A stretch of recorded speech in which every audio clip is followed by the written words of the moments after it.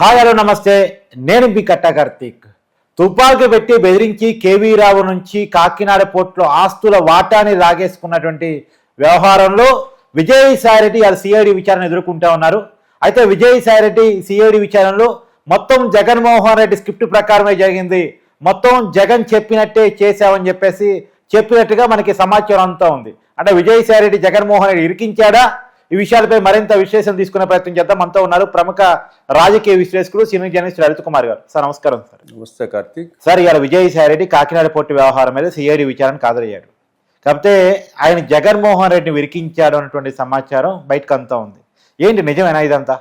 అంటే కార్తీక్, ఈ Kakinada port and సెడ్జ్కు సంబంధించి అవును, ఏదైతే కేవీ రావు అనే వ్యక్తిని బలవంతంగా బెదిరించి భయపెట్టి రాయించుకున్నది వాస్తవమే. దీని వెనకాల ఏం జరిగిందంటే, వీళ్ళు ప్లాన్గా ఒక ఆర్గనైజ్డ్ క్రైమ్గా దీన్ని చూడొచ్చు. ఎట్లా అంటే, అధికారం చేతిలో ఉంది కాబట్టి ఫస్ట్ మీ సంస్థల మీదికి అధికారులను ఉసుగొలుపుతాం. అధికారులను ఉసుగొలిపి మీ సంస్థలో ఈ తప్పులు ఉన్నాయి, మీరు ఇవి చేశారని చెప్పేసి అధికారులు ఒకటి చేసి తర్వాత బెదిరించడం ప్రారంభిస్తారు. అంటే ఫస్ట్ రూప్ హోల్స్ కనిపెడతారు, తర్వాత రూప్ హోల్స్ చూపించి బెదిరిస్తారు. బెదిరించి ఏం చేస్తారంటే, దీని వెనకాల ఎవరు ఆపరేషన్ అంతా వీళ్ళు నడిపిస్తుంటారు, బ్యాక్ ఎండ్ అంతా వీళ్ళే ఉంటారు, వీళ్ళకి తెలీదు. ఆ విధంగా ఈ కేవీ రావుని ఈ విధంగా చేసుకొని వచ్చేసి, మీరు ఇందాక అన్నట్లు 2500 కోట్ల రూపాయలు, దానికి విలువైన దాన్ని 400 కోట్ల రూపాయలకి 492 కోట్లు షేరు రాయించుకున్నారు. దీంట్లో విజయసాయిరెడ్డి, సుబ్బారెడ్డి కుమారుడు విక్రాంత్ రెడ్డి, వీళ్ళు మధ్యలో ఈ ఆపరేషన్ జరిగింది. దీని వెనకాల సీఎం గారు చెప్పారు అని కూడా కేవీ రావుతో వీళ్ళు చెప్పిన సంఘటన. అదే విషయం కేవీ రావు గారే చెప్పారు. జగన్మోహన్ రెడ్డి కలిశాడంట, కలిసి నాకు నా షేర్కి సమానమైన వాటా ఇప్పించండి అంటే, లేదు విక్రాంత్ రెడ్డి చెప్పినట్టు చెయ్యని చెప్పేసి అన్నాడని కేవీరావు తన కంప్లైంట్లో పేర్కొన్నాడు. అవును, చేశాడు. ఈ వేధింపులు తట్టుకోలేక కేవీరావు అమెరికాకి వెళ్ళిపోయాడు. ఓకే, అమెరికాకి వెళ్ళిపోతే వీళ్ళు ఏం చేశారంటే, ఇక్కడికి వచ్చి దీని మీద సంతకాలు పెడతావా పెట్టవా, లేదా మమ్మల్ని అమెరికా రమ్మంటావా అని చెప్పి కేవీరావుని బెదిరించారు. కేవీరావు ఫ్యామిలీ అమెరికాలో ఉంటుంది, వాళ్ళ పిల్లలు. కేవీరావు ఏం చేశాడంటే, వాళ్ళు కనుక ఇక్కడికి వస్తే కనుక నా భార్య బిడ్డలను కూడా ఏమైనా చేసే అవకాశం ఉంటుందనే ఉద్దేశంతో కేవీరావే అమెరికా నుంచి వచ్చి ఇక్కడ ఈ తతంగం అంతా పూర్తి చేసి ఈ విజయసాయిరెడ్డికి సంబంధించిన అరబిందో ఏదైతే ఉందో దానికి సంబంధించి ఆ ట్రాన్స్ఫర్స్ అన్ని కూడా దానికి చేశారు. అరవిందో రియాలిటీ. ఇప్పుడు ఎప్పుడైతే కేవీరావు బయటకు వచ్చి కంప్లైంట్ ఇచ్చి ధైర్యంగా ముందుకు వచ్చాడో, ప్రభుత్వం మారిన తర్వాత కేవీ రావుతో లాబింగ్ మొదలుపెట్టారు. పెట్టేసిన తర్వాత మనం చూస్తున్నాం, విజయసాయిరెడ్డి నేను రాజకీయాలకు దూరంగా ఉంటున్నా అని చెప్పి దాన్ని కూడా రిజైన్ చేసేసి వచ్చేసాడు. ఇది పక్కా ఎవిడెన్సెస్ అన్నీ కూడా కేవీ రావు దగ్గర ఉన్నాయి. ఈరోజు విజయసాయిరెడ్డిని పోలీసులు సిఐడి వాళ్ళు విచారణకు పిలిచారంటే మొత్తం ఎవిడెన్సెస్ అన్నీ పెట్టుకొనే పిలిచారు. అది ఇక్కడ విషయం సార్, ఆల్రెడీ ఇది రాజీ జరిగిపోయింది, కేవీరావు ఆస్తులు మళ్ళీ కేవీరావుకి ఇచ్చేశారనే వార్తలు కూడా మనం గతంలో చూసాం. మరి రాజీ కుదిరిన తర్వాత కేసు ముందుకెళ్ళే అవకాశం ఉందా? అంటే ఎప్పుడు కూడా అది అంటున్నారే కానీ కేవీరావు చెప్పలేదు కదా. మనం మీడియాలో అనుకుంటున్నారు తప్పితే వీళ్ళేదో కూర్చొనేసి వాళ్ళకి ఇచ్చేశారు అనేసి అంటున్నాం, కానీ ఆ విషయం కేవీరావు చెప్పాలా. కాంప్రమైజ్ అయిపోయి ఉంటే కేసుకి ఈరోజు విచారణ పిలిపించే వాళ్ళు కాదు కదా సిఐడి వాళ్ళు. అంటే టెక్నికల్ కేసు వాపసు తీసుకోవడానికి కొంచెం టైం పట్టింది కదా సార్? మేబీ లేదు, ఇతనేముంది, ఇంకా ఎంక్వైరీ పొజిషన్లో ఉంది కాబట్టి కేసు విత్డ్రా చేసుకోవచ్చు. మీరు ఎప్పుడైతే కోర్టు పరిధిలోకి వెళ్తుందో రిజిస్టర్ అయ్యి, అప్పుడు మనం బయటికి రావాలంటే ఈజీగా బయటికి రాలేం.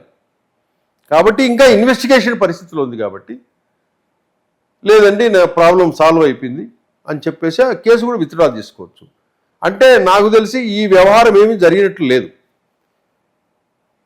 కాబట్టి ఈరోజు విజయసాయిరెడ్డిని విచారణ పిలిచారు. ఇన్ని రోజులు ఎందుకు పట్టిందంటే, కేవీ రావు కూడా ఆయన ఇచ్చి 2-3 నెలలు అవుతుంది కంప్లైంట్ కూడా ఇచ్చి. ఈ 2-3 నెలల్లో ఆల్ ఎవిడెన్సెస్ను సిఐడి వాళ్ళు సంపాదించి పెట్టారు. అవును. ఫోన్ కాల్స్గా కేవీ రావుకు సంబంధించిన ఫోన్ కాల్స్ కానివ్వండి, కేవీ రావు చెప్పినట్లు ఆ రోజు జగన్ ఇంటికి వెళ్ళాడా లేదా అని గూగుల్ టేక్అవుట్ కానివ్వండి, ఏమి ఆ జగన్ ఇంటికి వెళ్ళినప్పుడు అక్కడ ఎవరైతే ఉన్నారో, విక్రాంత్ రెడ్డి ఉన్నారా, విజయసాయి రెడ్డి ఉన్నారో, ఎవరెవరు ఉన్నారో అని వాళ్ళ మొబైల్ టవర్స్ కూడా ఆ ప్లేస్లో ఉన్నారా అనేది టెక్నికల్ ఎవిడెన్స్ తీసుకుంటారు. అవును. ఎందుకంటే ఇది చిన్న స్కామ్ కాదు కదా, చాలా అతిపెద్దది స్కామ్ ఇది.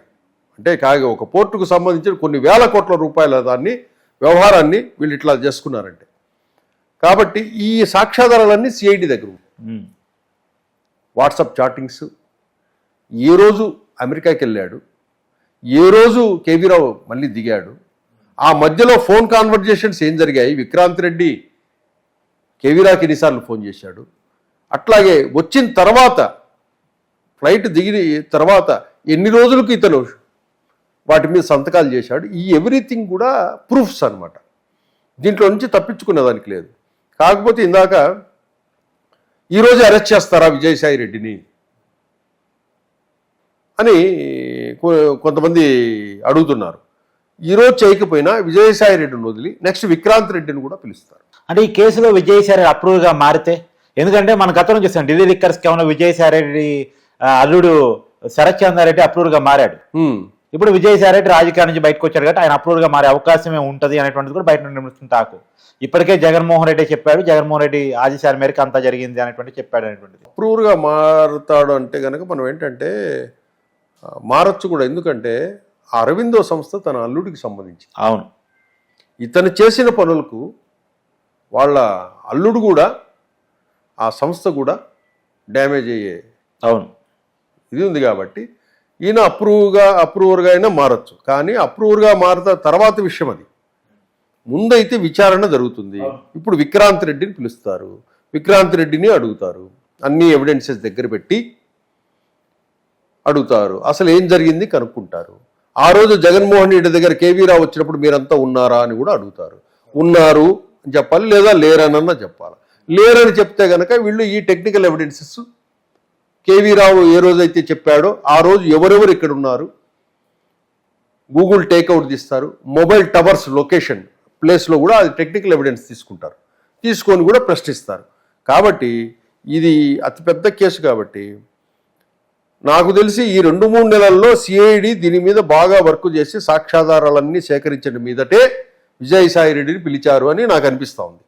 విజయసాయి రెడ్డి తర్వాత ఏం చెప్పారో చూసి రేపు ఎల్లుండో విక్రాంత్ రెడ్డిని కూడా పిలిచే అవకాశాలు ఉంటాయి. కాబట్టి తొందరలోనే ఈ కేసులో అరెస్టులు కూడా జరిగే అవకాశం ఉంది. కార్తీక్, అంటే వైవి సుబ్బారెడ్డి కొడుకు విక్రాంత్ రెడ్డి అరెస్ట్ అయ్యారు. విక్రాంత్ రెడ్డి అయినా వీళ్ళే కదా పాత్రధారులు ఉన్నారు. వీళ్ళని అరెస్ట్ చేస్తే వీళ్ళు ఏం చెప్తారో చూసిన తర్వాత ఈ కేసు జగన్ వైపు తిరిగిందనుకోండి, ఒక ముఖ్యమంత్రిగా మీరు ఆ రోజు మీరు తెలిసి విక్రాంత్ రెడ్డి ఈ కేసులో నిందితుడుగా అవుతాడు. అప్పుడు విక్రాంత్ రెడ్డి నిందితుడు అయినప్పుడు మీరు నిందితుడు చెప్పినట్టు చేయమని ఎలాగన్నారని ఆ రోజు జగన్మోహన్ రెడ్డి కూడా ప్రశ్నించేదానికి నోటీసులు కూడా ఇచ్చే అవకాశం ఉంది. అంటే జగన్ కూడా అరెస్ట్ చేసే అవకాశం కూడా ఉండొచ్చు. ఈ నోటీస్ ఇస్తారు ఫస్ట్ అదేలేండి, విచారిస్తారు. మీరు ఆ రోజు ముఖ్యమంత్రిగా ఉన్నప్పుడు ఇతను చెప్తున్నారు, మీరంతా కలిసి ఉన్నప్పుడు విక్రాంత్ రెడ్డి చెప్పినట్టు చేయండి అని మీరు ఎందుకు ఇచ్చారు ఆదేశాలు? దేనికోసం ఇచ్చారు? ఈ విచారణలో పోలీసులు కూడా ఆయనకు నోటీసులు ఇచ్చే అవకాశం ఉంటుంది. లేదా వీళ్ళు విజయసాయి రెడ్డి గారు విక్రాంత్ రెడ్డి చెప్పేదాన్ని బట్టి ఆ రోజు జగన్మోహన్ రెడ్డి గారు ఉన్నారంటే ఆయన చెప్పినట్టే మేము చేశామని విచారణలో చెప్తే కనుక ఈ కేసులో జగన్మోహన్ రెడ్డిని కూడా నిందితుడు యాడ్ చేసే అవకాశం ఉంటుంది. Thank you sir. Thank you.